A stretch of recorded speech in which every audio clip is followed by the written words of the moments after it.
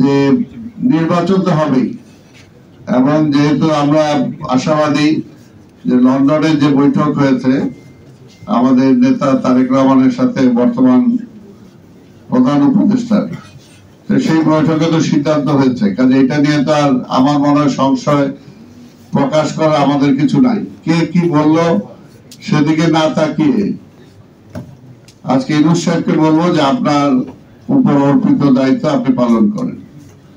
আর আরেকটি কথা, যারা তারা তো বলবেই, কারণ তাদের অনেকে নাবালক আছে, এখনো সাবালক হয়নি, ভোটার হয় নাই, তাদেরকে ভোটার হওয়ার জন্য সময় দিতে হবে। আবার তাদের একটা মিশন আছে যে বিএনপিকে যত জনবিচ্ছিন্ন করা যায় তত তাদের পপুলারিটি বাড়বে। এটা তো শেখ হাসিনাও চেষ্টা করেছিল। শেখ হাসিনা 17 বছর ধরে চেষ্টা করেও কিন্তু বিএনপিকে ধ্বংস করতে পারে নাই, বিএনপিকে জনগণ থেকে বিচ্ছিন্ন করতে পারে নাই, বিএনপিকে নেতৃত্ব শূন্য করতে পারে নাই। চেষ্টা করছে খালেদা জিয়াকে যদি আমরা মেরে ফেলি তাহলে তো নেতৃত্ব শূন্য হয়ে গেল। তারপর খালেদা জিয়ার পরে তারেক রহমানকে আর দেশে আসতে দিব না, তাহলে আর বিএনপি চলবে কিভাবে? কিন্তু দেখেন না, বিএনপি তো চলতেই আছে, এবং বিএনপির ক্রমান্বয়ে তার শক্তিও বাড়তেছে এবং জনসমর্থনও বাড়তেছে, যে কারণে শেখ হাসিনা নির্বাচন দেয় নাই। একদিকে বলতো বিএনপি নাই, আরেকদিকে বলতো নির্বাচন কেন দেব, তারেক আইসা দেশ চালাবে এটার জন্য।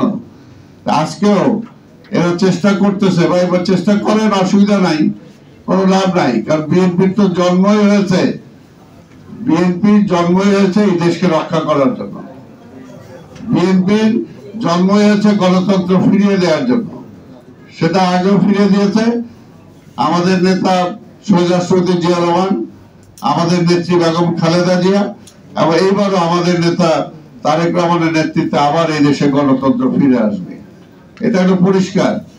সেই আন্দোলনে তো আমরা আছি, এবং সেটার জন্য আমরা বলতেছি নির্বাচনের মাধ্যমে একটা গণতান্ত্রিক প্রক্রিয়ার মাধ্যমে আমরা ফিরে যেতে চাই। কিন্তু সেই নির্বাচন, সেই গণতান্ত্রিক প্রক্রিয়াটা বারবার বাধাগ্রস্ত হচ্ছে। কারা বাধাগ্রস্ত করছে, কাদের স্বার্থের হানি হচ্ছে, এই বিষয়টা বুঝতে হবে। এখানে স্বার্থের একমাত্র হানি হয় আধিপত্যবাদী শক্তি, আর আধিপত্যবাদী শক্তির প্রতিনিধি হলো আওয়ামী লীগ, হাসিনা।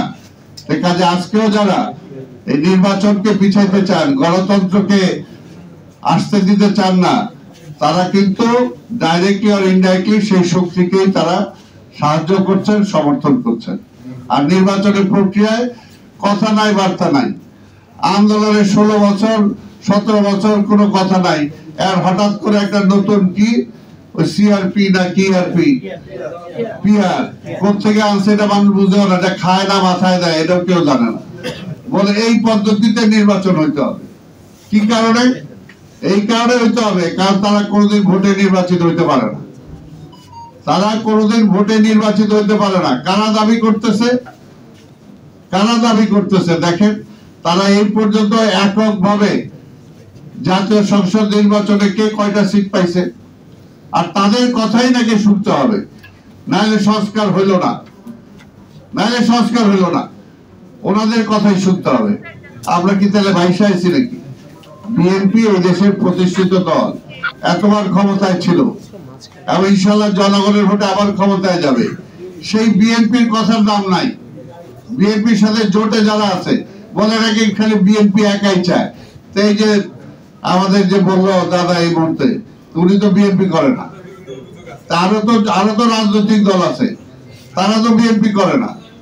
এই জন্য বলবো, যারা পরিষ্কার, যারা ভোটে জিততে পারবে না তারা সংসদে যাইতে চায়, অর্থাৎ জনগণের ভোট ছাড়াই তারা সংসদে যাইতে হবে। ওনারা এত বুদ্ধিমান যে জনগণ ভোট দেয় না, কিন্তু ওনাদের রাষ্ট্রীয় প্রয়োজনে সংসদে যাইতেই হবে। এটা ঐতিহাসিক দায়িত্ব দেওয়া পড়ছে আজকে মনে করেন উপদেষ্টারা বা অন্যরা।